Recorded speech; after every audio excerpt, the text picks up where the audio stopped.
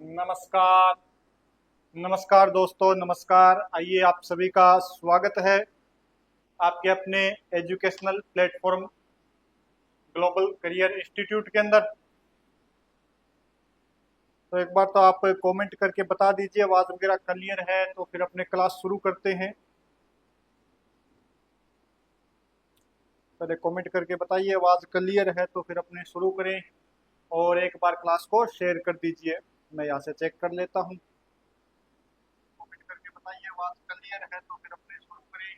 यहाँ पर तो बिल्कुल क्लियर है आवाज़, कूलर वगैरह का कोई दिक्कत नहीं आ रही है, तो अपने शुरू करते हुए चलिए फिर।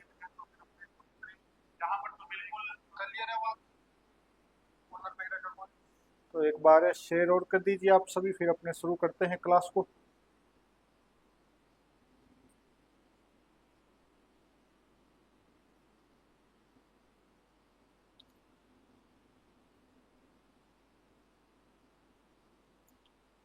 किस किस में शेयर करनी है? अच्छा अच्छा अच्छा, वो शेयर करना है ना इसमें।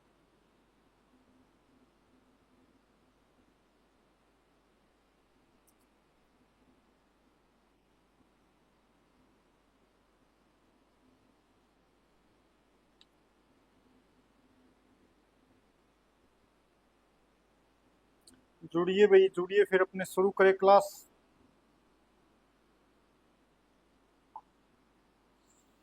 तो चलिए फिर शुरू करते हैं अपनी क्लास, आज की क्लास। और आज की क्लास का जो अपने टॉपिक रहने वाला है वो आप सभी को पता ही है। आप सभी ने बताया था कि ये टॉपिक करवा दो, और वो टॉपिक क्या है अपने? राजस्थान का एकीकरण। कौन सा टॉपिक रहने वाला है अपना? राजस्थान का एकीकरण। तो चलिए फिर शुरू करें। भी 8 बज चुके हैं, आपने कहा था 8 बजे आ जाना क्लास के अंदर। कैमरा उधर है क्या? 8 बजे आ जाना क्लास में, तो अपने 8 बज चुके हैं, तो आप ज्यादा से ज्यादा एक बार शेयर कीजिए, फिर अपने शुरू करते हैं। तो आज अपना जो टॉपिक रहने वाला है वो है राजस्थान का एकीकरण। राजस्थान का क्या करना है अपने को? एकीकरण। अपने थोड़ा शॉर्ट एंड स्वीट पढ़ने की कोशिश करेंगे, ताकि अपने कोई भी एग्जाम के क्वेश्चन क्वेश्चन भी न रहे। और इसके अलावा अपने थोड़ा जल्दी भी हो जाए, इस हिसाब से अपने इसे करने की कोशिश करेंगे, ठीक है? तो चलिए फिर अपने शुरू करते हैं। जुड़ने लगे, ये पूनम जुड़ गई है। गुड इवनिंग सर जी, गुड इवनिंग पूनम जी, स्वागत है आपका क्लास के अंदर। 1 मिनट में जल्दी से जुड़ जाइए।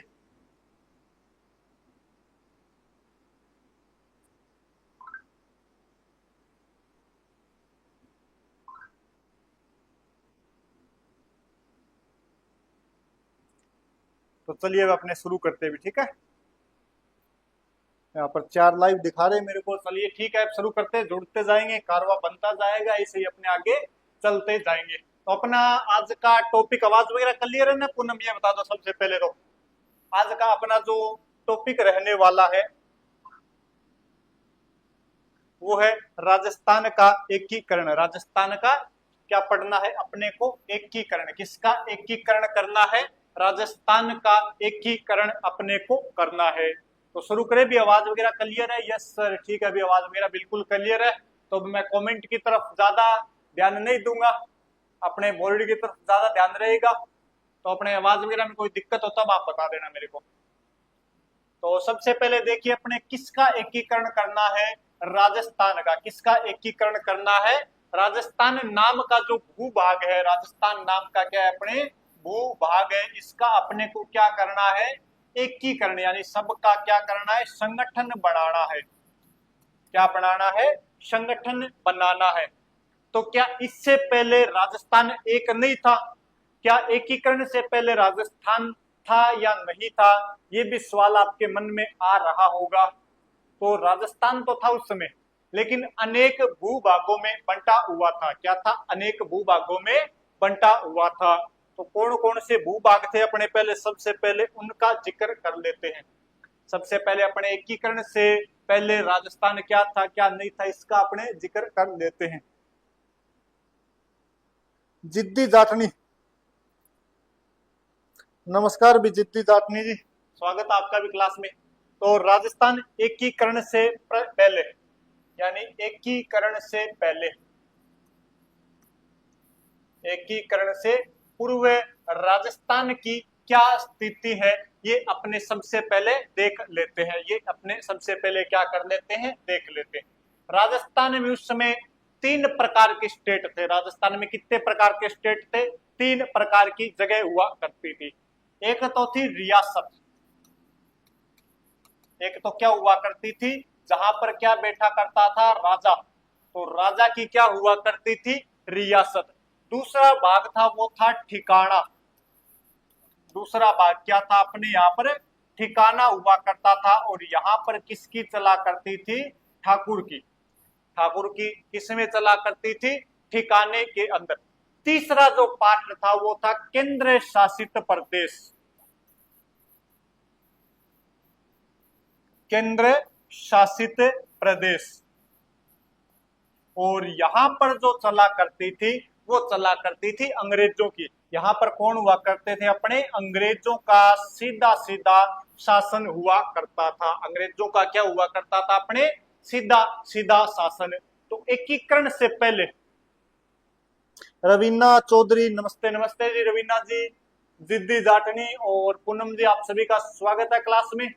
अब अपने ध्यान दीजिए बोर्ड की तरफ कि एकीकरण से पहले राजस्थान में 3 प्रकार की भूभाग हुआ करते थे। एक तो थी रियासतें, जो सीधे राजा के अंडर में आया करती थी। 19 रियासतें, 3 ठिकाने, एक केंद्र शासित प्रदेश राजस्थान जिक्के। ठीक है जी, धन्यवाद, आपने जो बता दिया मेरे को। 3 यहाँ अपने ठिकाने, ठिकाने जिसके अंदर क्या हुआ करता था, सीधा ठाकुर का शासन हुआ करता था। और एक क्या हुआ करता था, यहाँ पर केंद्र शासित प्रदेश। तो रियासतें कितनी थी, 19 रियासतें कितनी हुआ करती थी, 19। ठिकाने कितने थे, 3। ठिकाने कितने थे अपने, 3। और केंद्र शासित प्रदेश कितना हुआ करता था, 1।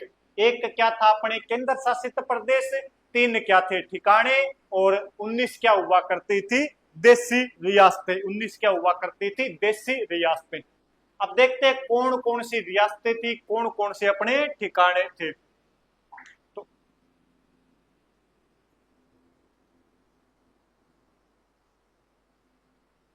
19 की 19 रियासतें अगर अपने देखें, पहले देखते हैं 19 रियासतें। पहले क्या देख लेते हैं, 19 रियासतें कौन कौन सी थी। 19 रियासतें अपने कौन कौन सी थी, इनकी बात करें तो यहां पर सबसे पहले देखते हैं अपने गुहिल राजवंश की रियासतें। गुहिल राजवंश की रियासतें, गुहिल राजवंश की रियासतें।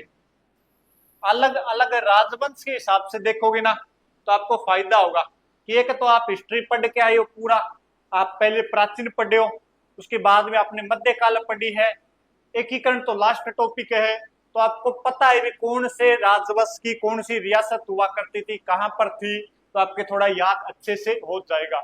दूसरा, आजकल क्वेश्चन आने लगे हैं कि निम्न में से कौन सी रियासत गुहिलों की थी, निम्न में से कौन सी राठौड़ों की रियासत नहीं थी, उस प्रकार भी आपने याद हो जाएगा। तो गुहिल वंश की रियासतें देखें तो सबसे पहले हो जाएगी मेवाड़। एक रियासत थी मेवाड़। गुहिल की रियासतें हुआ करती थी वागड़, ये सॉरी आपके वागड़ के अंदर 2 रियासतें थी, डूंगरपुर और बांसवाड़ा। डूंगरपुर और इसके अलावा एक रियासत हुआ करती थी बांसवाड़ा। गुहिलों की ही रियासत हुआ करती थी प्रतापगढ़,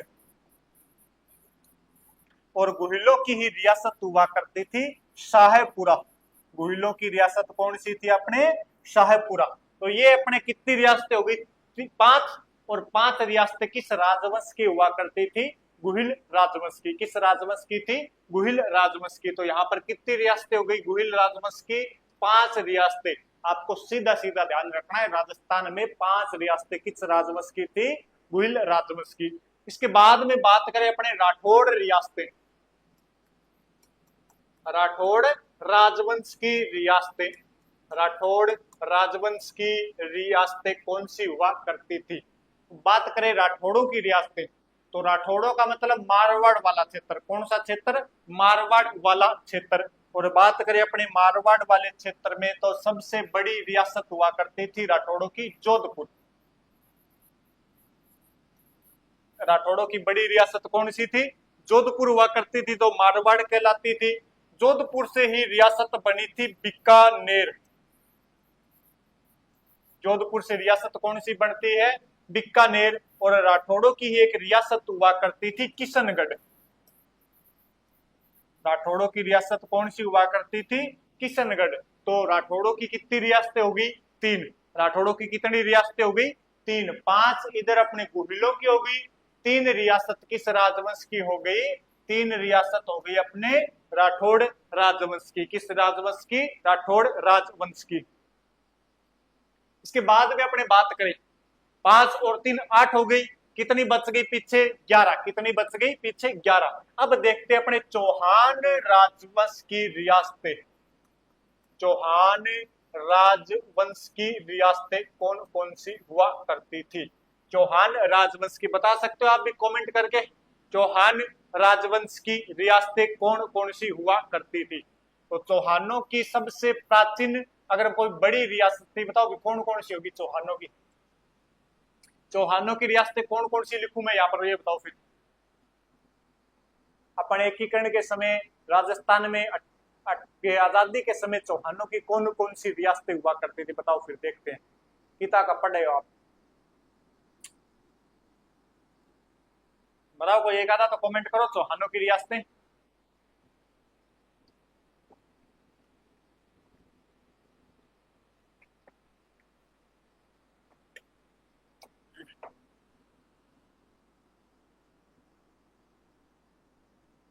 नाडोल। मैं एकीकरण की बात कर रहा हूं पूनम। एकीकरण के समय कौन सी रियासत थी चौहानों की?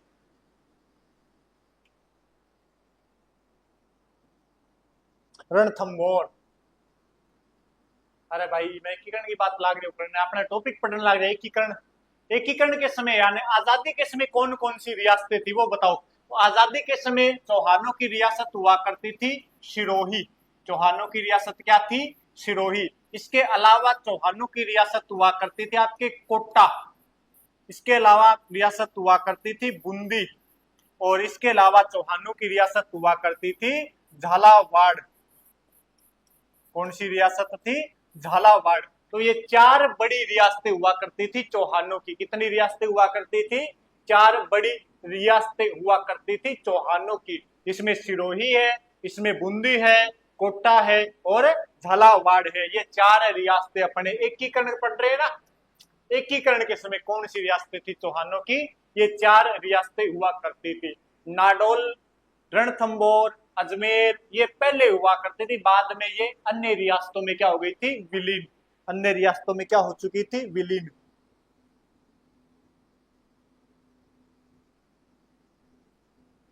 ठीक है। इसके बाद में बात करें कछवाहा राजवंश की रियासतें।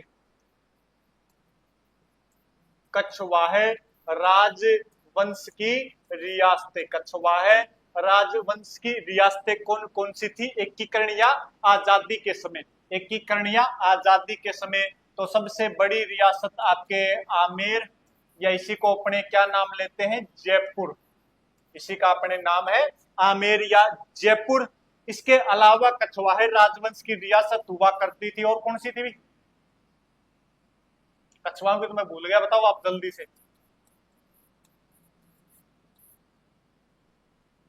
कौन सी रियासत हुआ करती थी कछवाहों की? जयपुर और अलवर। जयपुर और अलवर किस राजवंश की रियासतें थी? कछवाहा राजवंश की रियासतें थी। यानी कि 2 अपने यहाँ पर क्या थी? कछवाहा राजवंश की रियासतें। फिर मैं बात करूं जाट राजवंश की रियासत। जाट राजवंश की रियासत। जाट राजवंश की रियासतों की बात करूं तो कितनी थी जाट राजवंश की रियासत? बताओ जल्दी से।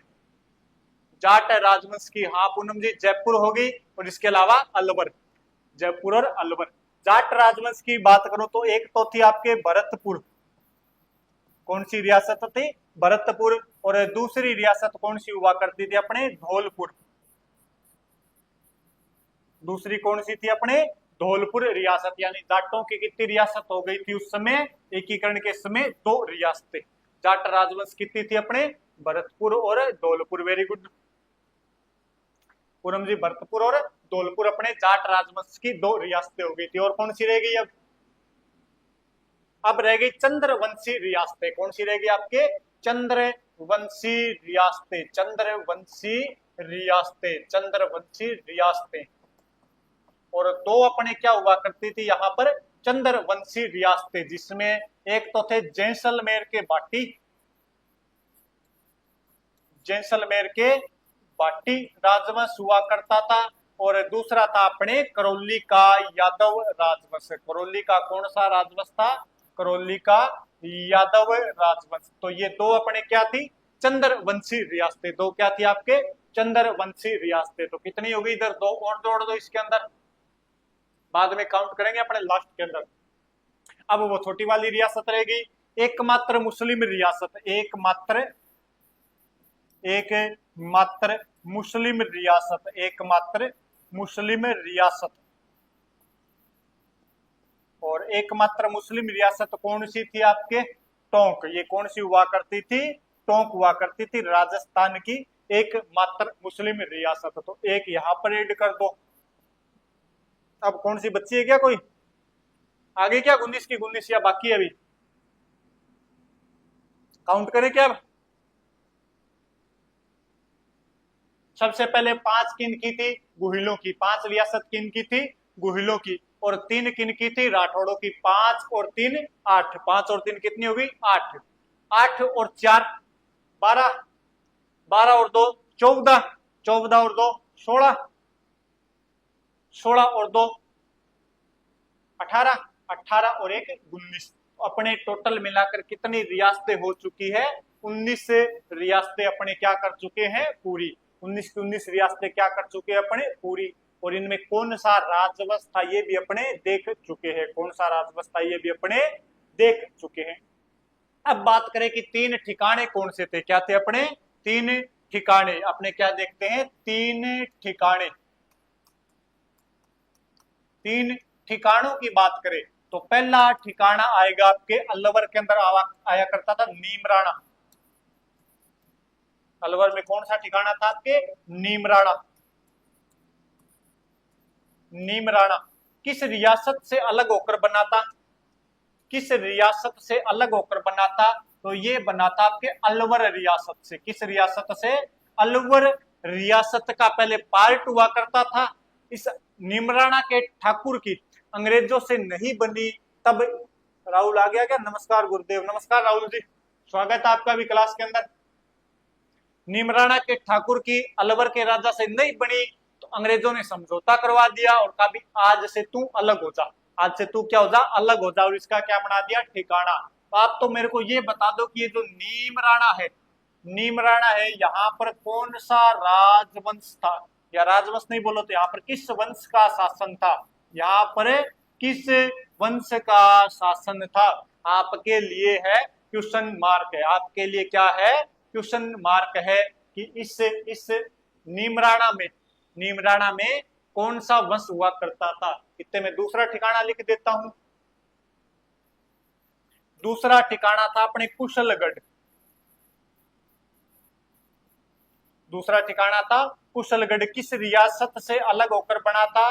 बांसवाड़ा। किस रियासत से अलग होकर बना था? बांसवाड़ा। और यहां पर भी आपको क्या बताना है? वंश। यहां पर भी आपको क्या बताना है? वंश। और तीसरा ठिकाना हुआ करता था लावा। और लावा अलग बना था टोंक रियासत से। किस रियासत से? टोंक। और यहाँ पर भी कौन सा राज आपके वंश हुआ करता था ये आपको क्या करना है? बताना है। ये 3 बढ़िया बढ़िया क्वेश्चन है। बताओ फिर देखते हैं कितना का पढ़े हो आप। बताओ फिर जल्दी से कि अपने नीमराणा में कौन सा वंश था? मैंने बता दिया कि इस रियासत से अलग होकर बने हैं। नीमराणा अलवर से अलग होकर बना है। बताओ जल्दी से।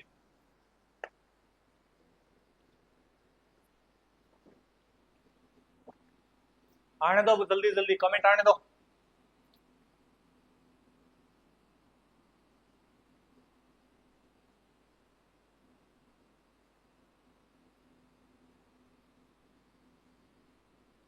क्या हुआ? एक भी कमेंट नहीं आ रहा। इनमें बस बताओ कौन कौन से होंगे। तुक्का तो मारो कम से कम।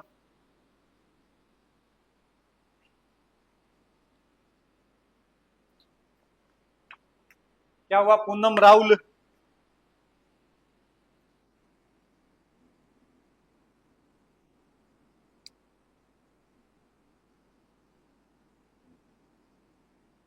कुशलगढ़ में राठौड़। ठीक है पूनम जी, आपने बोल दिया तो लिख देते हैं। कुशलगढ़ में कौन सा राजवंश हुआ करता था? राठौड़। कुशलगढ़ में कौन सा था? राठौड़ वंश। कुशलगढ़ जो ठिकाना है इसके अंदर कौन सा वंश था? राठौड़। और बताइए जल्दी जल्दी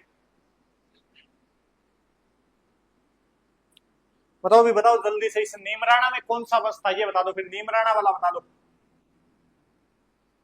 मैं बताऊं फिर? आप नहीं बता रहे हो।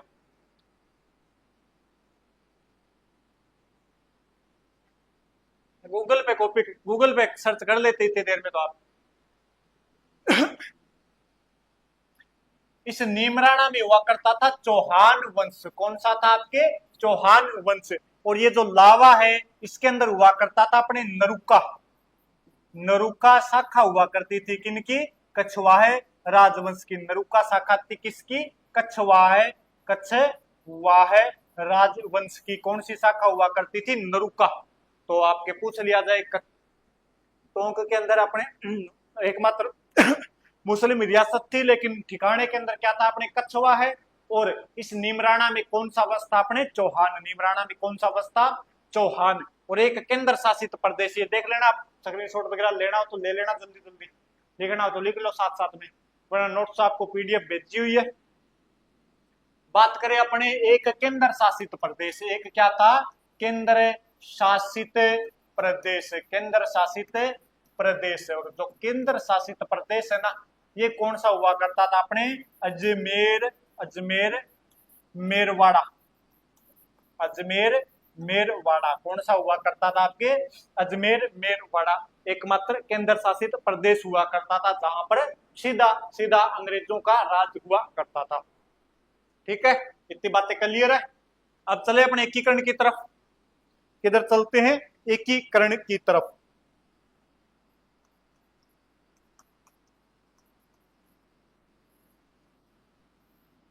तो बात करें एकीकरण की। एकीकरण की अगर अपने बात करें तो एकीकरण के प्रयास दो तरीके से होंगे। कितने तरीके से होंगे? दो तरीके से एकीकरण के क्या होंगे? प्रयास। एक वो प्रयास जो भारतीय राजा करेंगे एक होने के लिए अपनी रियासतों को। सर ऐसे स्क्रीनशॉट लेना है क्या? अभी तक लिया ही नहीं। कौन से का लोगे ये बताओ, फिर कौन सा पेज निकालू? इसका तो क्या लेकर करोगे? इसका ले लो, ये काम का पेज है, ले लो, ले लो भी। ऐसा स्क्रीनशॉट लेना है तो ले लो जल्दी से। ले लिया को इतनी देर में तो।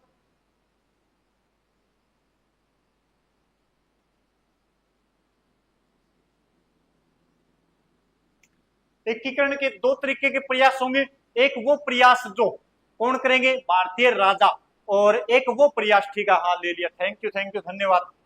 एक वो प्रयास जो अंग्रेज करेंगे। तो सबसे पहले अपने अंग्रेजों के प्रयास देखते हैं, एकीकरण के लिए किए गए अंग्रेजों के प्रयास। अंग्रेजों के जो प्रयास किए गए थे उनको अपने देखते कि इन्होंने कौन कौन से प्रयास किए थे। तो पहला ही इनका प्रयास है 1935 का भारत शासन अधिनियम। भारत शासन अधिनियम 1935 का जो भारत शासन अधिनियम था, इसके अंदर अंग्रेजों ने कहा था वे अपने क्या मांग रहे थे? आजादी। अपने क्या मांग रहे थे? आजादी। बात तो इन्होंने अपने 1929 में कह दी थी। अंग्रेजों ने बात तो कब कह दी थी?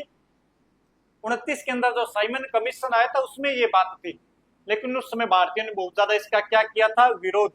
पुलकित आ गया क्या? पुलकित गोदारा, स्वागत है जी पुलकित जी आपका भी। तो जो 1919 का रो आपके साइमन कमीशन आया था उस समय ये बात कह दी गई थी कि चलो आप एक होके अपना संविधान वगैरह बनाओ, फिर हम आपको छोड़कर चले जाएंगे। लेकिन उस समय कोई ज्यादा ध्यान नहीं दिया। फिर 1935 का जब भारत शासन अधिनियम आता है, 1935 का भारत शासन अधिनियम आता है, उस समय अंग्रेजों ने कहा था भी हम आपको छोड़कर चले जाएंगे, हम आपको क्या कर देंगे, आजाद। लेकिन हमारी शर्त है, आप पहले अपना क्या बना लो, संविधान। पहले तो क्या बना लो, संविधान। और संविधान बनाने के लिए आप सभी क्या हो जाओ, एक हो जाओ। संविधान बनाने के लिए सभी क्या हो जाओ, एक हो जाओ। तो इसमें बात कही गई थी 1935 के अधिनियम में कि सभी रियासतें मिलकर, क्या कही गई थी कि सभी रियासतें व ब्रिटिश भारत मिलकर, कौन सा भारत है, ब्रिटिश भारत, ये दोनों मिलकर क्या बना लो, एक अखिल भारतीय संघ। क्या बनाओ, अखिल भारतीय संघ। अखिल भारतीय संघ का निर्माण करो, अखिल भारतीय संघ का निर्माण करो। और ये बात किस अधिनियम में कही गई थी, अंग्रेजों द्वारा 1900, सर क्वेश्चन करवाओ एमसीक्यू टाइप के, व्यूअर्स हेल्पर भाई क्वेश्चन भी करवाएंगे, पहले अपने थ्योरी कर लेते हैं। आज बच्चों ने कहा था कि थ्योरी करवा दो, तो हम थ्योरी करवा देते हैं। आपकी डिमांड है क्वेश्चन करवा दो, तो कल आपको सर क्वेश्चन भी करवा देंगे। आज थ्योरी पढ़ लो, फिर इसमें से कल क्वेश्चन कर लेंगे अपने। तो 1935 के जो भारत शासन अधिनियम है, इसमें कहा गया था सभी मिलो और क्या बना लो, एक अच्छा सा अखिल भारतीय संघ, अखिल भारतीय संघ। लेकिन इसमें अंग्रेजों ने एक बात कह दी भी, ब्रिटिश भारत तो किनका है, अंग्रेजों का है, इसको तो हम मिला ही देंगे, इसको तो हम मिला ही देंगे। लेकिन जो राजाओं का भारत है, जो रियासती भारत है, राहुल सारण नमस्ते, नमस्ते जी राहुल जी, आप भी आगे क्या, स्वागत आपका भी। जो राजाओं वाला भारत है, इसमें राजाओं की मर्जी है कि अगर मिलना चाहे तो मिल भी सकता है, नहीं मिलना चाहे तो नहीं मिल सकता है। तो एक प्रकार से ये क्या हो गया था, आपके असफल, क्या हो गया था, असफल हो गया था।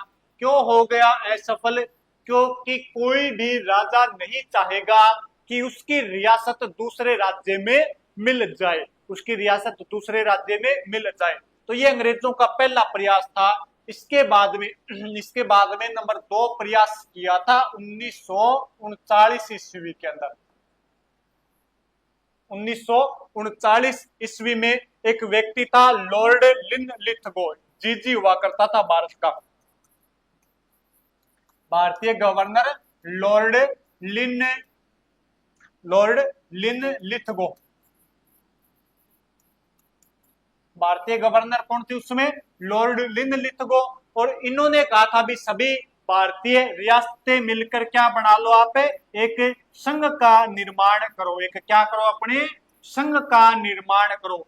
सभी भारतीय रियासतें मिलकर क्या करो, संघ का निर्माण करो। और ये उस समय कुछ कर भी देता, ये उस समय थोड़ा बहुत प्रयास और भी अच्छा कर देता। लेकिन उसी समय 1939 में क्या हो गया, वर्ल्ड वॉर सेकंड वाला शुरू हो गया था। आपने जैसे ही सेकंड वर्ल्ड वॉर शुरू हुआ तो उन्होंने कहा भी चलो आप इकट्ठा हो, जैसे अपने वर्ल्ड वॉर समाप्त होगा हम आपको छोड़कर चले जाएंगे, वर्ल्ड वॉर जैसे ही समाप्त होगा तो हम आपको चले जाएंगे। तो ध्यान रखना, अंग्रेज गवर्नर जिसने एकीकरण का प्रयास किया, उस व्यक्ति का नाम क्या है, लॉर्ड लिनलिथगो। उस व्यक्ति का नाम क्या है, लॉर्ड लिनलिथगो। प्रयास कब किया था, 1939 के अंदर।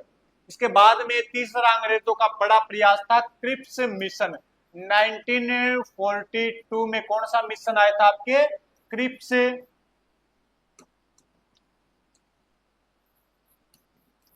मिशन कब आया था, 1942 के अंदर। स्टेफोर्ड क्रिप्स आया था, इसके अंदर एक सदस्य का ये अपने मिशन था। उस समय वो रेलवे अधिकारी हुआ करता था। इसने आकर कहा था भी आप सभी एक हो जाओ, हम जैसे ही वर्ल्ड वॉर समाप्त होगा हम आपको क्या कर देंगे, आजाद कर देंगे। तो ये भी एक ध्यान रखना। चौथा जो अंग्रेजों का प्रयास था वो था आपके 1945 में आया था क्या, कैबिनेट मिशन। देखना भी कब आया था कैबिनेट मिशन, 1945 का कैबिनेट मिशन।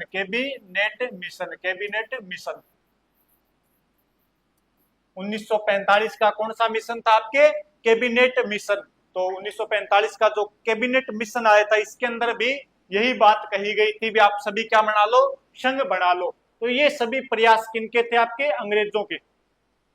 ये सभी प्रयास किनके थे, अंग्रेजों के। कौन कौन से, आप स्क्रीनशॉट ले लेना भी साथ में। पहला था 1935 का भारत शासन अधिनियम। अच्छा, आपके क्रिप्स मिशन 1900, कैबिनेट मिशन 1946 में है। ठीक है अभी 46 कर देंगे आपकी।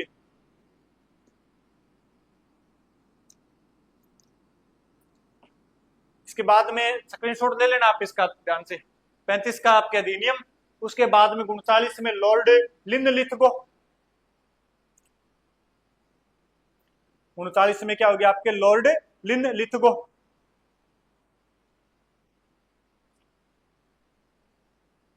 और इसके बाद में आपके एक क्या है, क्रिप्स मिशन है, एक आपके क्या है, कैबिनेट मिशन। कैबिनेट मिशन 46 बता रहे हो, 46 देख लो मेरे तो, अब ये देख लेना कंफर्म नहीं है मेरे। 24 मार्च 1946, 46 46, ठीक है अभी, ठीक है ठीक है 46 है तो सही है। आप बता रहे हो क्या गलत बता रहे हो। तो ये अंग्रेजों के प्रयास है, ये किन के प्रयास है, अपने अंग्रेजों के प्रयास है। ये किन के प्रयास हो गए, अंग्रेजों के प्रयास। स्क्रीनशॉट वगैरह ले लिया होगा। लेब असिस्टेंट के नए बेस, अच्छा सुभाष जी बोल रहे हैं क्या, मैंने।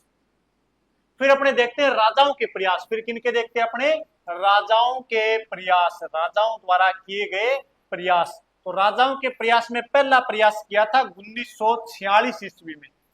1946 ईस्वी में किसने किया था, मेवाड़, मेवाड़ के राणा हुआ करते थे, मेवाड़ राणा भूपाल सिंह ने। मेवाड़ राणा भूपाल सिंह ने राजाओं में पहला प्रयास किसने किया है, मेवाड़ के राणा भूपाल सिंह ने 25 और 26 जून 1946 को, 25 और 26 जून 1946 को इन्होंने एक बैठक बुलाई। मेवाड़ महाराणा भोपाल सिंह ने क्या बुलाई थी, एक मीटिंग बुलाई। मीटिंग के अंदर राजस्थान के राजाओं को बुलाया। मीटिंग में किसको बुलाया, राजस्थान के राजाओं को बुलाया इसने। पास में लगा करता था गुजरात, तो गुजरात के राजाओं को बुला लिया। और पास में रियासत थी आपके मालवा, तो मालवा के राजाओं को बुलाया। सारे के सारे राजाओं को बुलाया। टोटल इसके अंदर 22 प्रतिनिधि आए थे। कितने प्रतिनिधि आए, 22 प्रतिनिधि इसके अंदर शामिल हुए थे। सभी को एक जगह बिठाया, चाय कॉफी पिलाई और कहा भी हमें आज नहीं कल भारत संघ में मिलना पड़ेगा। अपने देश आजाद होगा, लोकतंत्र बहाली पर है, अपने आज नहीं कल किस में मिलना पड़ेगा, भारत संघ के अंदर। तो क्यों न हम सभी मिलकर एक बड़ा सा संघ बना लेते हैं। उस संघ के साथ सभी राजा भारत संघ में मिलेंगे। उस संघ की जो मांगे होगी वो अपने भारत सरकार के सामने रख देंगे। अपने पास ज्यादा बड़ा राज्य होगा, ज्यादा शासक होंगे अपने पास, तो भारत सरकार अपनी बातें अच्छे से मानेगी, ज्यादा बातें मनवा पाएंगे। सभी राजाओं ने कहा भी सही बात है, ये तो अपने संघ बनना चाहिए। संघ का नाम क्या रखोगे, तो इन्होंने कहा भी अपने नाम रख लेंगे राजस्थान यूनियन। नाम क्या रख लेंगे, राजस्थान यूनियन। तो मेवाड़ महाराणा भोपाल सिंह ने कौन सा संघ बनाने का प्रयास किया, राजस्थान यूनियन। तो आप मेरे को ये बताओ, प्रश्न बहुत अच्छा सा प्रश्न है कि मेवाड़ महाराणा क्या बनाना चाहते हैं, राजस्थान यूनियन। राजस्थान के राजाओं को मिलाकर, इधर गुजरात और मालवा के कुछ राजाओं को मिलाकर। इस बात की शिकायत कर दी थी एक व्यक्ति ने, इस बात का विरोध किया था एक व्यक्ति ने, और पंडित जवाहरलाल नेहरू को चिट्ठी लिख दी थी उसने। तो इस बात का विरोध किसने किया था, ये बता दो मेरे को। इस राजस्थान यूनियन का विरोध, राजस्थान यूनियन का विरोध किस व्यक्ति ने किया था, जिसने पंडित जवाहरलाल नेहरू को चिट्ठी लिखकर विरोध किया था, बताइए जल्दी से।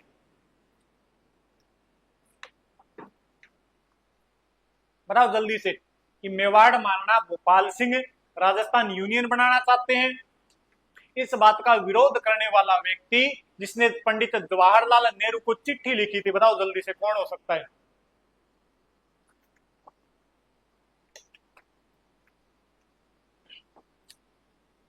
बताओ बताओ भी जल्दी से बताओ, फिर नॉर्मल सा प्रश्न है, ये नहीं कर पा रहे हो आप।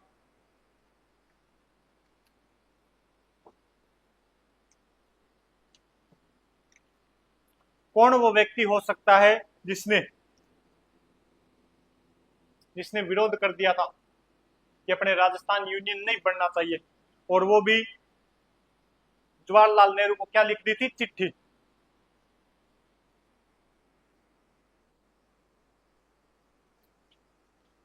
क्या हुआ है, 6 7 8 लाइव जुड़े हुए था, तो बता दो, कोई तुक्का ही मार दो।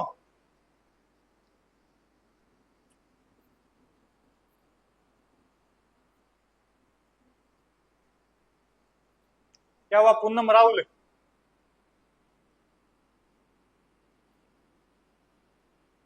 बताओ बताओ जल्दी से, कोई नाम याद होगा राजस्थान में, मॉडर्न राजस्थान का कोई नाम है वो चिपका दो।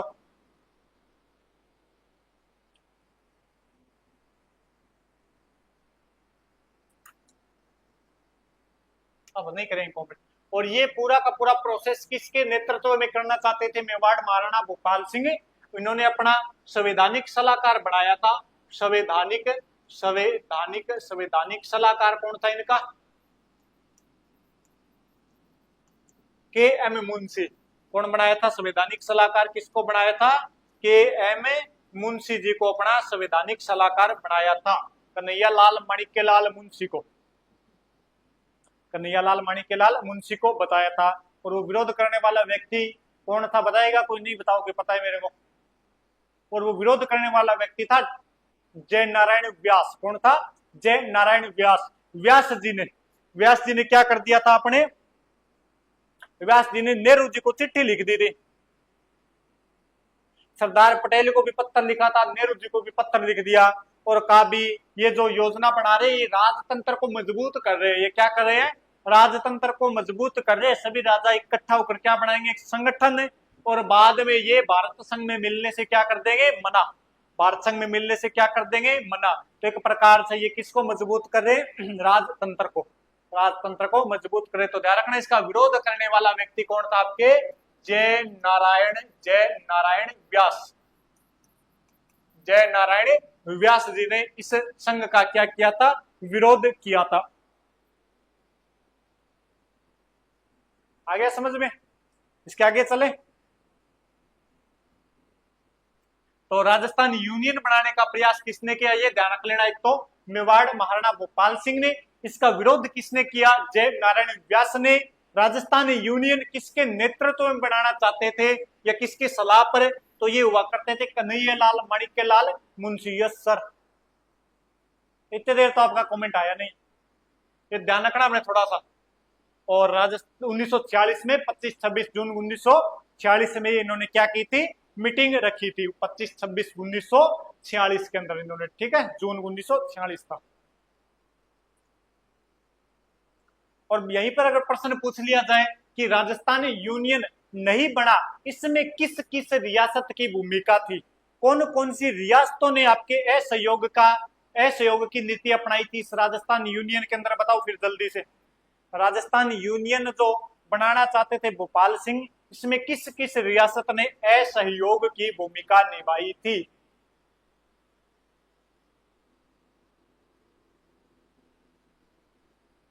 पढ़ते नहीं हो कोई भी ऑथेंटिक बुक? इतना बड़ा कमेंट आया गूगल तो मेरे को, सर पटवारी के हिसाब से एमसीक्यू स्टार्ट करिए, कल से ऑल सब्जेक्ट करेंगे भाई। राहुल बोल रहा है जोधपुर। हाँ जोधपुर ठीक है। और बताओ कौन सी रियासत थी? जोधपुर एक तो ठीक है, जोधपुर तो हो जाएगा। जयनारायण व्यास का गढ़ हो गया। एक रियासत हुआ करती थी जयपुर और एक रियासत थी बीकानेर। तीन बड़ी रियासतें थी जिन्होंने इस बात का क्या किया था? विरोध। तीन बड़ी रियासतें थी जिन्होंने क्या कर दिया था? विरोध। बीकानेर, पूनम जी आप भी सही बता रहे हो। और इसी के चलते बीकानेर के शासक हुआ करते थे शार्दुल सिंह। उन्होंने सबसे पहले भारतीय संघ में मिलने की इच्छा जाहिर की थी। सबसे पहले भारतीय संघ में मिलने की इच्छा कौन प्रकट करता है? बीकानेर का शार्दुल सिंह। बीकानेर का क्या था? शार्दुल सिंह। इसका भी एक बहुत बड़ा रीजन था कि उस समय जो नरेंद्र मंडल था, थोड़ा सा बता देता हूं आपको टॉपिक से हटकर।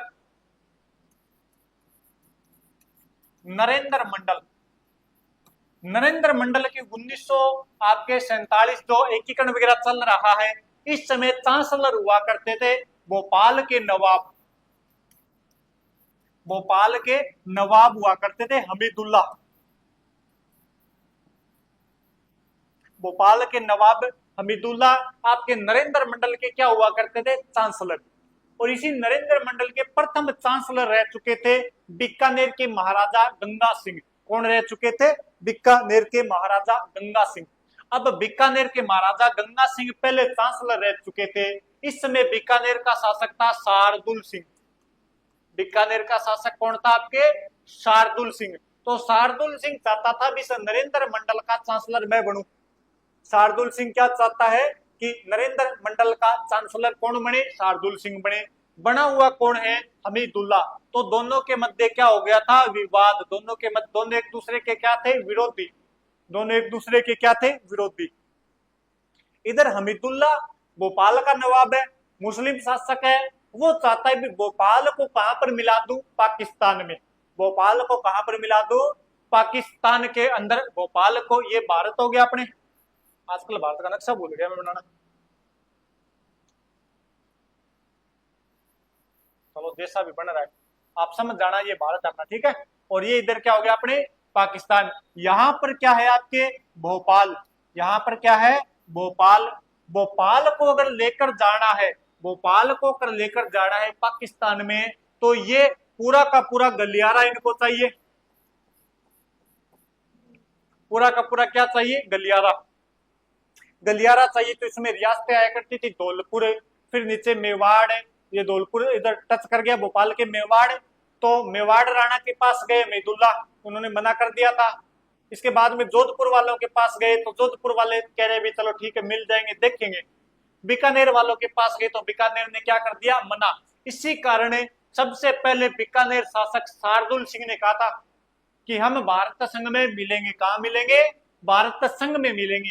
क्योंकि अगर बीकानेर भारत संघ में मिलता है, बीकानेर भारत संघ में मिलता है, तो भारत सरकार चाहेगी, भारत सरकार चाहेगी कि इसके पास वाली जो रियासतें हैं, जैसे जोधपुर और जैसलमेर, वो भी किधर मिले, अपने भारत संघ में। वो भी किधर मिले, भारत संघ में। तो इससे जो हमीदुल्ला का प्लान है वो क्या हो रहा है, कैंसल। हमीदुल्ला का प्लान क्या हो रहा है, कैंसल। तो इस हमीदुल्ला के विरोध के चक्कर में बीकानेर सबसे पहले भारत संघ में मिलने के लिए अपनी सहमति दे चुका था, ठीक है।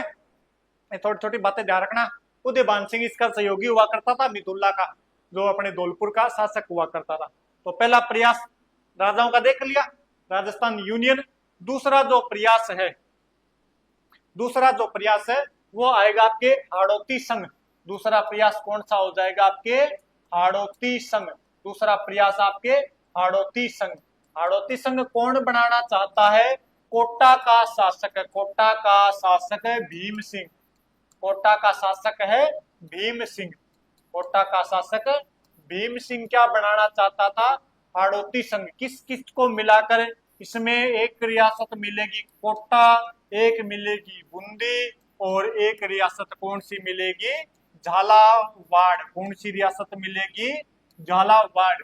तीनों को मिलाकर क्या बनाना चाहता था, हाड़ौती संघ। तीनों को मिलाकर क्या बनाना चाहता था, हाड़ौती संघ। लेकिन ये भी एक प्रकार से क्या हो गया, असफल। एक प्रकार से क्या हो गया, असफल। क्योंकि राजा अपने राज्य को छोड़कर किसी दूसरे राज्य में मिलना नहीं चाहते थे, राजाओं के आपसी स्वार्थ के कारण। तीसरा जो संघ है वो है वागड़े संघ। कौन सा संघ हो जाएगा आपके, वागड़े संघ। और वागड़ संघ बनाने का प्रयास किसने किया था, वागड़ संघ बनाने का प्रयास किया था डूंगरपुर के शासक हुआ करते थे लक्ष्मण सिंह। डूंगरपुर के शासक कौन थे आपके, लक्ष्मण सिंह।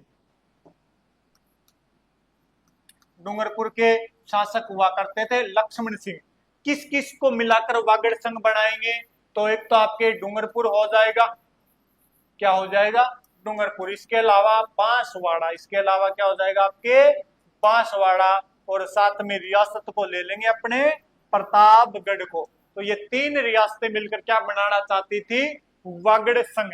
किसके नेतृत्व में, डूंगरपुर शासक लक्ष्मण सिंह के नेतृत्व में। किसके नेतृत्व में, डूंगरपुर के शासक लक्ष्मण सिंह के नेतृत्व में। तो ये भी एक प्रकार से क्या हो गया था आपके, कैंसल हो गया था। ये भी क्या हो गया था आपके, कैंसल हो गया था।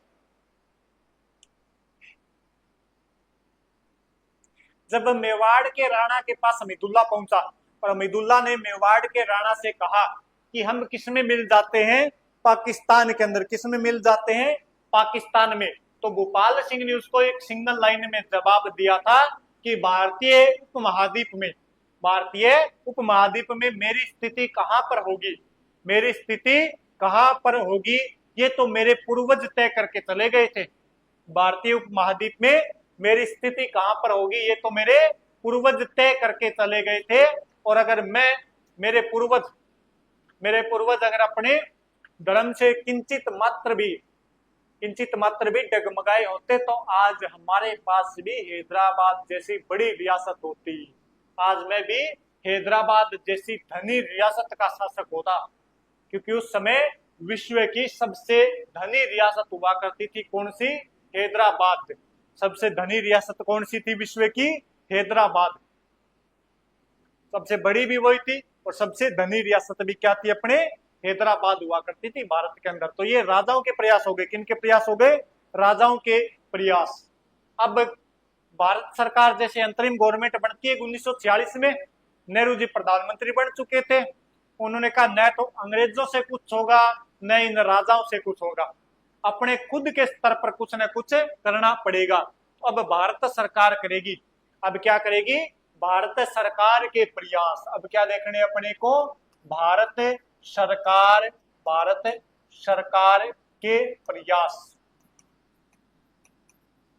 एकीकरण के लिए भारत सरकार के प्रयास कौन कौन से है वो अपने को देखने हैं। सर जी बैकग्राउंड कलर ब्लैक करिए। बैकग्राउंड तो नहीं, अपने फ्रंट कलर ही ब्लैक कर देंगे, आपको चिंता मत करो। तो भारत सरकार के प्रयास की बात करें तो भारत सरकार ने एक क्या बनाया था? भारत सरकार ने एक विभाग बना दिया अलग से, क्योंकि उस समय भारत के अंदर 565 रियासतें हुआ करती थी। कितनी रियासतें थी? 565 रियासतें हुआ करती थी देशी भारत के अंदर। ब्रिटिश भारत अलग था, देशी रियासतें आपके अलग थी। इसमें कितनी रियासतें हुआ करती थी? 565। और भारत सरकार ने क्या किया? भारत सरकार ने एक रियासती विभाग की स्थापना कर दी। क्या इस विभाग की? रियासती विभाग की स्थापना की। रियासती विभाग क्या बना दिया भारत सरकार ने? रियासती विभाग बना दिया। अब ये जो रियासती विभाग है इसकी स्थापना कब हुई थी? इसकी स्थापना बताओ जल्दी से, कब हुई थी? इसकी स्थापना कब हुई थी? इसके अध्यक्ष किसको बनाया गया था और इसका सचिव किसको बनाया गया था? इसका सचिव। और इस रियासती विभाग की शर्तें क्या थी? ये आपके 4 पॉइंट बताओ जल्दी से। जो रियासती विभाग है इसकी स्थापना कब हुई थी? इसका अध्यक्ष किसको बनाया गया था? इसका सचिव किसको बनाया गया था? और रियासती विभाग की शर्तें क्या क्या थी? बताओ जल्दी जल्दी। 5 जुलाई 1947। राहुल जी बोल रहे हैं तो क्या गलत थोड़ी होगा फिर? स्थापना कब की गई थी? 5 जुलाई 1947 को इसकी क्या कर दी गई थी? स्थापना। और इसका अध्यक्ष किसको बना दिया गया था? सरदार वल्लभ भाई पटेल को। सरदार वल्लभ भाई पटेल को इसका क्या बना दिया गया था? अध्यक्ष। सचिव बनाया गया था वीपी मेनन को। वीपी मेनन जो एक आईसीएस अधिकारी हुआ करते थे। क्या थे आपके? आईसीएस अधिकारी हुआ करते थे। और शर्तें क्या थी इसकी? शर्तें आय तो कितनी होनी चाहिए किसी भी रियासत की जो स्वतंत्र रहना चाहती है? उस रियासत की 2 शर्तें थी। पहली शर्त थी आय, और आय कितनी होनी चाहिए? 1 करोड़। आय कितनी होनी चाहिए? 1 करोड़। और जनसंख्या कितनी होनी चाहिए? जनसंख्या कितनी होनी चाहिए? 10 लाख। जनसंख्या कितनी होनी चाहिए? 10 लाख। और ये रियासतें क्या रह सकती थी? अपने स्वतंत्र। ये रियासतें क्या रह सकती थी? स्वतंत्र। बाकी सभी को मिलना ही पड़ेगा। बाकी सभी को मिलना ही पड़ेगा। ये इस रियासती विभाग की क्या थी? शर्तें।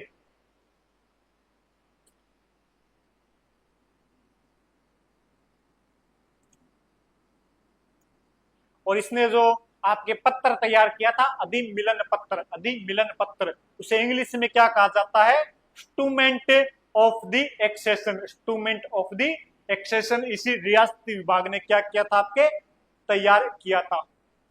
तो ये इसकी शर्तें हो गई। इन शर्तों को मानने वाली भारत के अंदर देखिए, अगर राजस्थान को छोड़कर देखे तो 3 बड़ी रियासतें थी। इस शर्तों को मानने वाली भारत में कितनी रियासतें थी? 3, जो स्वतंत्र रहना चाहती थी। अब स्क्रीनशॉट ले लेना भी 1 मिनट के अंदर। ले लिया होगा स्क्रीनशॉट। अब 3 भारतीय संघ में स्वतंत्र रियासतें, 3 रियासतें वो थी जो भारतीय संघ में नहीं मिलना चाहती थी। 3 रियासतें जो क्या रहना चाहती थी, स्वतंत्र, क्या रहना चाहती थी, स्वतंत्र। वो 3 रियासतें कौन कौन सी है? पहली जो रियासत है वो था आपके हैदराबाद। पहली रियासत कौन सी थी? हैदराबाद। हैदराबाद भारत की नहीं, विश्व की सबसे धनी रियासत हुआ करती थी, और ये तो फिर अपने सारी कंडीशन पूरी करेगी। हैदराबाद में जो शासक हुआ करता था उसका नाम था आपके निजाम उस्मान अली। हैदराबाद का शासक कौन था? यहाँ का नवाब हुआ करता था आपके निजाम उस्मान अली। निजाम उस्मान अली हुआ करता था हैदराबाद के अंदर, आपके निजाम उस्मान अली। और इसका जो प्रधानमंत्री हुआ करता था वो था कासिम रिजवी। इसका प्रधानमंत्री कौन था आपके? कासिम रिजवी। कासिम रिजवी इसका क्या हुआ करता था? प्रधानमंत्री। जब इनको पता चला भी भारत सरकार अपने को कभी न कभी क्या मिला लेगी, संघ में मिला लेगी, तो इन्होंने अपने नीचे क्या रख दिए थे? रजाकार। इनके नीचे क्या हुआ करते थे? रजाकार। इनके नीचे क्या हुआ करते थे? रजाकार। तो मैंने बोला ना आपको कई बार क्लास के अंदर की मूवी देखना कौन सी? रजाकार। मूवी देखना कौन सी? रजाकार। वो रजाकार मूवी आपके यही यहाँ पर जो ऑपरेशन चलाया गया था पोलो, उस ऑपरेशन पोलो के ऊपर बनी हुई मूवी है आपके हैदराबाद विले के अंदर। तो निजाम उस्मान अली चाहते थे भी अपने हैदराबाद को एक इस्लामिक रियासत बनाया जाए। क्या बनाया जाए? इस्लामिक रियासत है। पाकिस्तान को 20 करोड़ रुपए दिए थे इसने। कितने रुपए? 20 करोड़ रुपए पाकिस्तान को दे दिए थे इस उस्मान अली ने अपने हथियार वगैरह खरीदने के लिए, कि जब भी भारत हैदराबाद पर अटैक करेगा तो पाकिस्तान हैदराबाद की क्या करेगा? सहायता के तौर पर उधर वो आपके जम्मू कश्मीर से गुजरात तक का पूरा फ्रंट पाकिस्तान खोल देगा युद्ध के लिए। तो इधर पाकिस्तान पैसा दे रहा था इसको। इस बात का पता चला बहुत ज्यादा, इन्होंने कहा भी जनमत करवाया जा सकता है। क्या करवाया जा सकता है? जनमत। तो हैदराबाद में जितनी हिंदू जनता थी उस सबको मुस्लिम बनाना शुरू कर दिया। उस सबको क्या बनाना शुरू कर दिया? मुस्लिम। बात का पता चला सरदार पटेल को। नेहरू जी ने कहा भी हम किसी दूसरी रियासत में हस्तक्षेप नहीं कर सकते। तो पटेल जी ने कहा ये मामला किसका है? मेरा है। मैं रियासती विभाग का सचिव आपके अध्यक्ष हूं, और अगर मैं एक फैसला अपने हिसाब से नहीं ले सकता तो आज ही मैं क्या दे देता हूं? इस्तीफा दे देता हूं। इस धमकी से भयभीत हो गए कौन? नेहरू जी। डॉक्टर उन्होंने कहा भी चलो ठीक है आप अपने हिसाब से कर लीजिए, लेकिन कोई ज्यादा बड़ी हानि, खून खराबा नहीं होना चाहिए। और पटेल जी ने 17 सितंबर, कब? 17 सितंबर 1948 को एक ऑपरेशन चलाया था हैदराबाद के अंदर आपके, ऑपरेशन पोलो। ऑपरेशन कौन सा चलाया गया था? पोलो। ऑपरेशन पोलो कब? 17 सितंबर 1948 को। और किसको आजाद करवा लिया गया था? आपके हैदराबाद। कब आजाद हो गया था? भारतीय संघ में मिल गया था आपके 17 सितंबर 1948 को हैदराबाद। कहां पर मिल गया? भारतीय संघ में।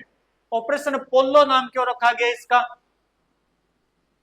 क्योंकि उस समय हैदराबाद के अंदर सबसे ज्यादा पोलो के मैदान थे। पोलो एक खेल होता है, सबसे ज्यादा पोलो के क्या थे? मैदान हुआ करते थे यहाँ पर। दूसरी जो रियासत थी वो थी आपके जम्मू कश्मीर। जम्मू कश्मीर। दूसरी रियासत कौन सी थी आपके? जम्मू कश्मीर रियासत हुआ करती थी, जम्मू कश्मीर। और यहाँ के जो महाराजा हुआ करते थे हर हाइनेंस हरि सिंह। यहाँ के जो महाराजा थे आपके हरि सिंह, महाराजा हरि सिंह, महाराजा हरि सिंह। और मेरे लगता है कि अपने अगर मॉडर्न इंडिया के अंदर, आधुनिक भारत में अगर किसी एक व्यक्ति के साथ सबसे ज्यादा अन्याय हुआ है, सबसे ज्यादा किसी एक व्यक्ति के साथ अन्याय हुआ है तो वो कौन? आपके महाराजा हरि सिंह। ये मिलना चाहते थे अपने, न तो पाकिस्तान में मिलना चाहते थे न भारत में, लेकिन इनका झुकाव था भारत की तरफ। ये दोनों शर्तें पूरी कर रहे थे, फिर अपने स्वतंत्र रह सकते थे। तब जब इन्होंने कहा भी हम क्या रहेंगे? स्वतंत्र, तब पाकिस्तान का सर्वे सर्वा पाकिस्तान को जन्म देने वाला व्यक्ति मोहम्मद अली जिन्ना, उसने कहा भी हरि सिंह जी मैं आपके कश्मीर के अंदर घूमना चाहता हूँ, कश्मीर में क्या मनाना चाहता हूँ, छुट्टियां, मुझे डल झील में क्या मनानी है, छुट्टियां। और हरि सिंह जी ने उन्हें क्या कर दिया, मना कि आप पाकिस्तान से कश्मीर नहीं आ सकते, क्योंकि कश्मीर क्या बन चुका है, एक स्वतंत्र राष्ट्र। इस बात का बुरा लग गया किसको, जिन्ना को। और जिन्ना ने अपनी फौज को कहा भी आप कपड़े पहनो, किसके, जनजातियों के, कबीलों के कपड़े पहनो, कबीलों वाली ड्रेस दी उन्हें, और आक्रमण कर दिया, अटैक कर दिया किसके ऊपर, कश्मीर के ऊपर। और क्या बेहतरीन तरीके से लड़ी थी इनकी डोगरा सेना। अपने आजादी के बाद से आज तक डोगरा इन हरि सिंह जी को न्याय दिलाने के लिए केस लड़ रहे हैं कि हरि सिंह जी की इधर कोई गलती नहीं थी, हरि सिंह तो मिलना ही चाहते थे भारत के अंदर। जितने आरोप लगाए गए हैं वो हरि सिंह के ऊपर झूठे हैं कि ये पाकिस्तान में मिलना चाहते थे या ये स्वतंत्र रहना चाहते थे। तो इनकी डोगरा सेना बेहतरीन तरीके से लड़ती है, लेकिन पाकिस्तान ने अधिकार कर लिया था आपके आधे कश्मीर के ऊपर, आधे कश्मीर के ऊपर अधिकार कर लिया, आधे कश्मीर पर अधिकार किया। तब हरि सिंह ने भारत सरकार से मदद मांगी, भारत सरकार ने पहले साइन करवाए और उसके बाद में आपके हरि सिंह की क्या की, मदद की। और जो साइन किए थे वो कब किए थे, आपके 19 अक्टूबर को। कब किए थे, 19 अक्टूबर को 1947, 19 अक्टूबर 1947 को अपने कश्मीर किधर मिल चुका था, भारत के अंदर। 19 अक्टूबर 1947 को कश्मीर किधर मिल चुका था, भारत के अंदर मिल चुका था। फिर जहां तक पाकिस्तान की आर्मी आई थी उसको वहीं तक रोक दिया गया, और जो पीओके वाला क्षेत्र कहलाता है। उसके बाद में नेहरू जी की गलती, जो वो पीओ आपके इस मामले को कहां पर लेकर गए, यूएनए के अंदर, यूनाइटेड नेशन संघ में लेकर चले गए। वो होने वाला कुछ नहीं था उससे, उसने कहा जनमत करवाएंगे। उसने क्या कहा, जनमत करवाएंगे। जनमत में नेहरू जी को पता था अपने हारेंगे बहुत अच्छे तरीके से, क्योंकि कश्मीर की जनता पाकिस्तान में जाना चाहती थी। कश्मीर की जनता ने रातों रात पासा पलट दिया। उसने कहा था भी हम कहां जाएंगे, पाकिस्तान में। कश्मीर के जितने ज्यादा अपने जितने सेनापति थे, जितने अधिकारी थे, वो सब पाकिस्तान के हाथों बिक गए थे। एकमात्र डोगरा सेना थी इनकी जो इनके प्रति वफादार रही थी। बहुत अच्छी गायकार थी पाकिस्तान की, नाम बोल रहा हूं मैं, जिसको हरि सिंह जी ने अपने कश्मीर की थी। आपके हरि सिंह जी ने उन्हें पाला पोसा था, छोटी सी एक अनाथ बच्ची थी, उस बच्चे को उठाकर एक बहुत बड़ी गायकार बनाया था इन्होंने। और वो भी लास्ट समय में इनको धोखा देकर कहां चली गई थी, पाकिस्तान में चली गई थी। उसके बाद में हरि सिंह जी कहां पर आ गए थे, मुंबई के अंदर। मुंबई में रहे थे हरि सिंह जी। मुंबई में 7 बार मिलने आई थी वो महिला, नाम बोल रहा हूं उसका। एक भी बार हरि सिंह जी ने उनसे मुलाकात नहीं की थी। तो हरि सिंह बहुत अच्छे थे, उधर मिलना ही भारत में चाहते थे। वो तो इनके सारे जितने भी साथी थे उन सब ने इनको धोखा दे दिया था। तो इस तरह से अपने आधा कश्मीर चला गया था। और तीसरी जो रियासत थी वो थी जूनागढ़। जूनागढ़ रियासत, तीसरी रियासत कौन सी थी, जूनागढ़। और जूनागढ़ के नवाब हुआ करते थे महावत खान। जूनागढ़ के नवाब कौन थे, महावत खान। और यहाँ पर क्या करवाया गया था, जनमत संघ। यहाँ के जो नवाब, उनका नाम था महावत खान। और यहाँ पर क्या करवाया गया था, आपके जनमत संग्रह। यहाँ पर क्या करवाया गया, जनमत संग्रह। कब करवाया गया था, 20 फरवरी 1948 को। कब करवाया गया था, आपके 20 फेब 1948 को यहाँ पर क्या करवाया गया, जनमत। और जनता ने कहा भी हम किस में मिलना चाहते हैं, भारतीय संघ में। जनता किस में मिलना चाहती थी, भारतीय संघ में। और कहां पर मिला दिया गया था इसको, भारत के अंदर। यानी कश्मीर वाला मामला छोड़कर बाकी तीनों रियासतें इधर भारत के अंदर आ ही गई थी। तीनों रियासतें किधर आ गई थी, भारत के अंदर शामिल हो ही गई थी। तो आज अपने क्या क्या पढ़ाई देख लो एक बार। मेरे को जाना पड़ेगा वरना ये नीचे गेट बंद कर देंगे मेरे आगे, लोग हो जाऊंगा मैं यहीं पर। कल अपने बड़ी क्लास लेंगे, तो कल संडे थोड़ा जल्दी भी क्लास ले लेंगे। आप चाहे लाइव देख लेना, आज से बाद में देख लेना, तो अपने फिर उसको देखते रहना। कल कंप्लीट कर देंगे भी एकीकरण आपके, ठीक है। सबसे पहले अपने क्या देखा है, कि राजस्थान में एकीकरण से पहले 19 रियासतें, 3 ठिकाने, एक क्या था, केंद्र शासित प्रदेश। स्क्रीनशॉट देना है तो साथ साथ दे सकते हो। उसके बाद में कौन कौन सी रियासतें थी, तो इसमें 5 थी आपकी गुहिल राजवंश की रियासतें, 3 थी राठौड़ राजवंश की रियासतें, 4 थी चौहानों की रियासतें, इसके अलावा 2 कछवाहे और 2 जाट राजवंश की रियासतें, 2 चंद्रवंशी रियासतें हुआ करती थी जिसमें करौली और जैसलमेर, और एक आपके कौन सी थी, मात्र मुस्लिम रियासत टोंक। 3 ठिकाने हुआ करते थे नीमराणा अलवर के अंदर, इसमें अपने जो वंश था वो था चौहान, कुशलगढ़ था बांसवाड़ा में, इसमें जो वंश था उस वंश का नाम था राठौड़े, और लावा टोंक के अंदर था, इसमें कौन सा वंश था आपके, कछवाहे वंश, और शाखा थी नरुका। इसके बाद में केंद्र शासित प्रदेश अजमेर मेरवाड़ा, अंग्रेजों के प्रयास में भारत शासन अधिनियम 1935 का, इसके बाद में 1939 में लॉर्ड लिनलिथगो, 1942 में क्रिप्स मिशन, 1946 में आपके कैबिनेट मिशन। फिर राजाओं के प्रयास में पहला प्रयास किया था मेवाड़ राणा भोपाल सिंह ने, राजस्थान यूनियन बनाने का प्रयास, जिसका विरोध किया था जयनारायण व्यास ने। ये क्या आ गया बीच में, अच्छा समझाया था ये। फिर हाड़ौती संघ बनाने का प्रयास किसने किया था, अपने कोटा के भीम सिंह ने, कोटा बूंदी और झालावाड़ को मिलाकर। वागड़ संघ बनाने का प्रयास किसने किया था, डूंगरपुर के लक्ष्मण सिंह ने। और भारत सरकार ने फिर कहा भी किसी से नहीं बनेगा, हमें ही बनाना पड़ेगा, और इन्होंने किस विभाग की स्थापना कर दी, रियासती विभाग की स्थापना, जिसकी स्थापना हुई थी 5 जुलाई 1947 को। अध्यक्ष थे सरदार पटेल, सचिव थे वीपी मेनन जो एक आईसीएस अधिकारी हुआ करते थे, और इसकी 2 शर्तें थी कि वो ही रियासतें स्वतंत्र रह सकती है, वो ही रियासतें स्वतंत्र रह सकती है जिनकी आय 1 करोड़ और जनसंख्या 10 लाख हो। तो इसको पूरा करने वाली भारत के अंदर अपने 3 बड़ी रियासतें थी। हैदराबाद, जिसमें ऑपरेशन पोलो चलाया गया था आपके, और कब आजाद करवा लिया गया था हैदराबाद को, 17 सितंबर 1948 को। जम्मू कश्मीर में इधर मामला यूएनओ वगैरह में चला गया था, तो ये मामला हो गया था आपके 19 अक्टूबर 1947 को। और जूनागढ़ रियासत, यहाँ के नवाब हुआ करते थे महावत खान, और यहाँ पर अपने क्या किया गया था, जनमत संग्रह, और जनमत संग्रह के तहत क्या कर लिया गया था, आपके 20 फरवरी 1948 को इसे भारत में मिला लिया गया था। 20 फरवरी 1948 को कहां पर मिला लिया गया था, भारत के अंदर। ठीक है भी, बाकी अपने हो गए ना पूरा, बाकी कल करेंगे, कल एकीकरण को क्या कर लेंगे पूरा। एक अच्छा सा क्वेश्चन दे क्या आपको एकीकरण का,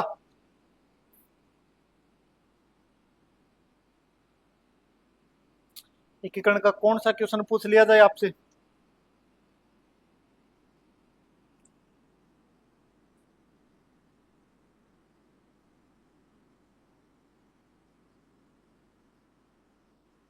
चलिए एक अच्छा सा क्वेश्चन एकीकरण का ही है, आप देखना।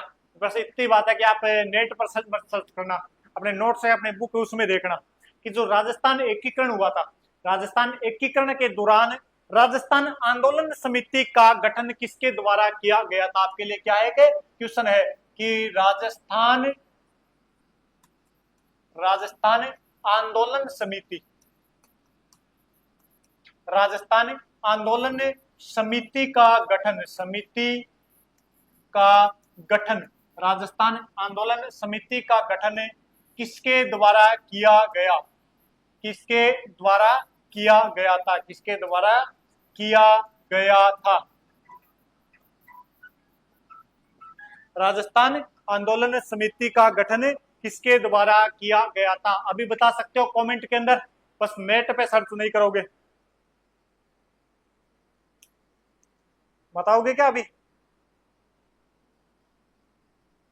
राजस्थान एकीकरण के दौरान राजस्थान आंदोलन समिति का गठन, राजस्थान आंदोलन समिति का गठन किसके द्वारा किया गया था, और इनकी मांग क्या थी, इनकी मांग भी बता सकते हो, पर लेकिन आप बताना चाहो तो इतना ही बता दो कि एकीकरण का ये आपने किसने किया था, कौन उस व्यक्ति का नाम क्या था, बताओ रे राहुल और ये पूनम बताओ जल्दी से।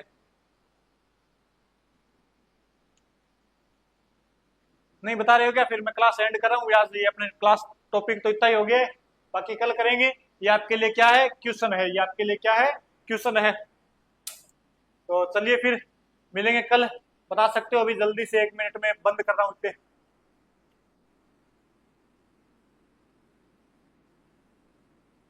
क्लास कैसी लगी बता देना भैया कमेंट करके। आपको क्लास अच्छी लगेगी तो आगे कंटिन्यू कर लेंगे, अच्छी नहीं लगेगी तो क्यों फिर अपना पूरी सी शक्ल दिखाएं आपको।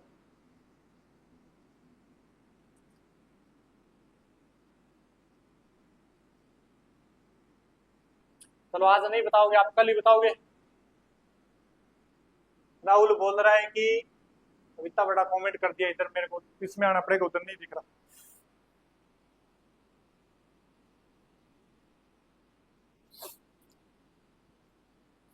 राहुल क्या बोल रहा है?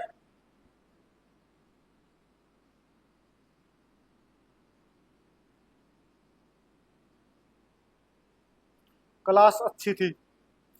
ये तो मेरे को पता है राहुल, क्लास तो मेरी क्लास अच्छी होगी। थैंक यू बाकी आपके। मनोहर लोहिया घट जा रहे हैं। जयपुर, जोधपुर, बीकानेर, जैसलमेर, शामी।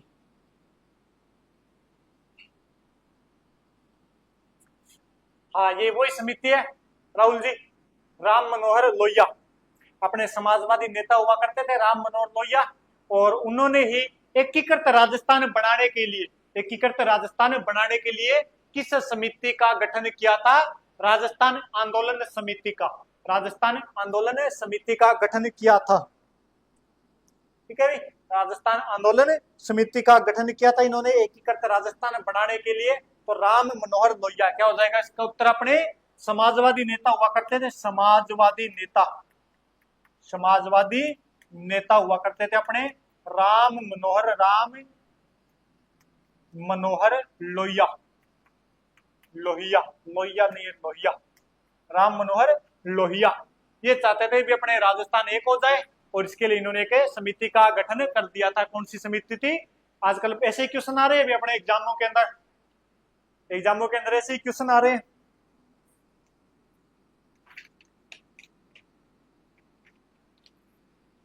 और बताओगे क्या एक दो क्वेश्चन? चलो एक क्वेश्चन और बता दो फिर लगते आप आएगी 6-7 लाइफ। कि भारत सरकार ने कब भरतपुर का प्रशासन अपने हाथों में ले लिया था? एक क्वेश्चन आपके कि भारत सरकार ने भरतपुर का शासन, भरतपुर का शासन कब अपने हाथों में लिया? कब अपने हाथों में लिया? और एक और बता देना कि भरतपुर के अंदर जब भारत सरकार ने शासन अपने हाथों में लिया था तब यहाँ का प्रशासक किसे बनाया गया था? भारत सरकार कोई आदमी भेजेगी? दीदी गुड नाइट, नमस्ते सर। नहीं राहुल अभी प्रश्न बता के जा, अब ये प्रश्न बता के जा कि भारत सरकार ने कि कब भरतपुर राज्य का प्रशासन अपने हाथों में ले लिया था और किस व्यक्ति को अपना प्रशासक बनाकर भेजा था? किस व्यक्ति को अपना प्रशासक बनाकर भेजा था? क्या हुआ? वो मोहम्मद आपके नाम क्या उस लड़की का? पूनम, पूनम चली गई क्या क्लास में से? बताओ भाई पूनम, आपको तो करवाया है मैंने शुरुआती क्लास के अंदर।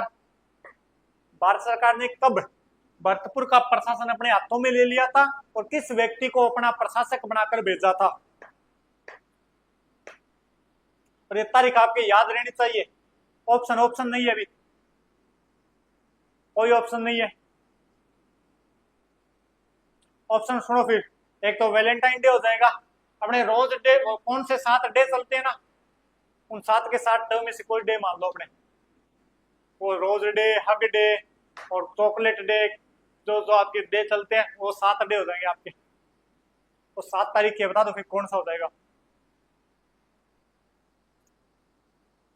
इतना सरल सा क्वेश्चन नहीं कर पा रहे हो, फिर बोलते हो कि देखो एग्जाम की मेरिट कितनी नीचे रह गई है।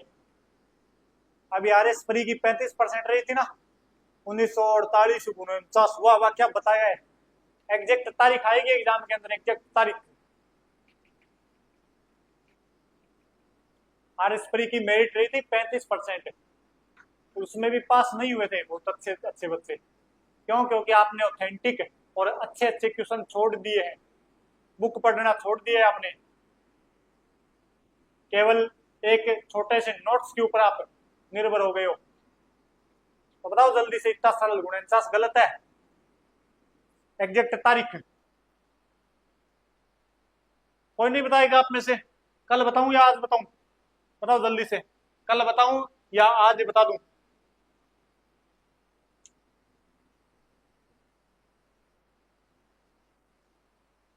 वाह भाई वाह, कमाल कर दिया आज तो आपने। 14 फरवरी 14 फरवरी 1948 को भारत सरकार ने 14 फरवरी 1948 को भारत सरकार ने भरतपुर का प्रशासन अपने हाथों में ले लिया था। और किस व्यक्ति को भेजा था यहाँ पर प्रशासक बनाकर? एस एन शपरू को। किसको? एस एन शपरू को। एस एन शपरू को यहाँ पर इन्होंने अपना प्रशासक बनाकर भेजा था। दो क्वेश्चन बहुत अच्छे, ध्यान रखना। अगर तीसरा बताना ही चाहते हो तो बता देना कि यहाँ पर इन्होंने सेना का अध्यक्ष नियुक्त किया था, यानी सेना अध्यक्ष। सेना अध्यक्ष किसे नियुक्त किया था ये भी बता सकते हो आप। भरतपुर का आपके प्रशासक तो बनाया गया था एस एन शपरू को। 14 फरवरी 14 फरवरी ईयर्स नहीं पता सर। वेरी गुड, क्या कमेंट किया है राहुल ने? 14 फरवरी 1948 हो जाएगा आपके। और प्रशासक किसको बनाया था? एस एन शपरू को अपना प्रशासक बनाकर भेजा था। अब ये बता देना कल तक कि भरतपुर का प्रशासक तो बना दिया गया था एस एन शपरू को, लेकिन यहाँ पर सेना अध्यक्ष किसे बनाया गया था? सेना अध्यक्ष किसे बनाया गया था बताना भी। कल मिलेंगे फिर अपने, वही टाइम बता देंगे आपको, स्ट्रीम लगा देंगे, देख लेना कितनी टाइम की होगी। लाइव नहीं देख सको तो कोई बात नहीं, बाद में देख लो। तो मिलते हैं, ये आपके लिए कल का क्वेश्चन है, इसका सेना अध्यक्ष किसे बनाया गया था। तो चलिए अभी सभी को गुड नाइट, जय श्री कृष्णा, राधे राधे। आप सभी का दिन मंगलमय हो, आप सभी की मनोकामनाएं पूरी हो, सभी को जय हिंद जय भारत। सभी कमेंट में जय हिंद लिखना भाई। चलिए थैंक यू सभी को।